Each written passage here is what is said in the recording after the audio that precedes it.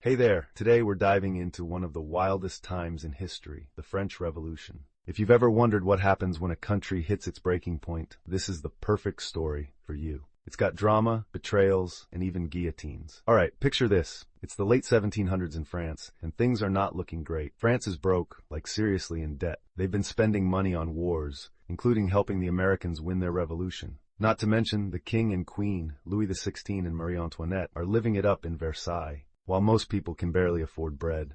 Speaking of bread, that's a big deal. Food prices are skyrocketing, and when people can't eat, they get mad, really mad. At the top of society, you've got the king, the nobility, and the clergy, and they're not paying taxes. Meanwhile, the regular people, farmers, shopkeepers, and the growing middle class are drowning in them. The French economy is collapsing, and the government keeps borrowing money, but has no plan to pay it back. It's a recipe for disaster. Now here's where things start heating up.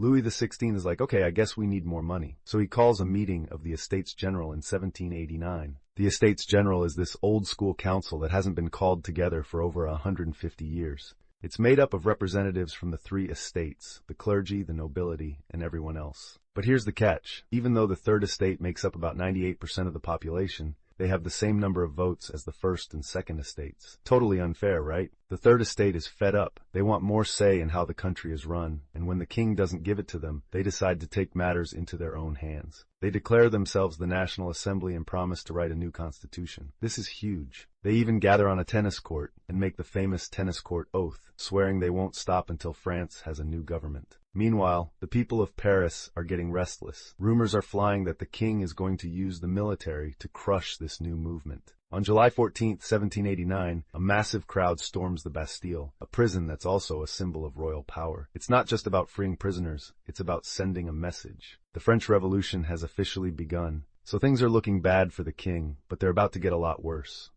Over the next few years, the National Assembly takes more control, ending the privileges of the nobility and the church. In 1791, they write a new constitution that limits the king's power. But it's too late to save Louis. By 1792, France declares itself a republic, and the monarchy is abolished. Now, you can't talk about the French Revolution without mentioning the Reign of Terror. This is when things get really intense. After the king is executed in 1793, a group called the Jacobins takes control, led by Maximilien Robespierre. They're super revolutionary and want to make sure the revolution survives, no matter what.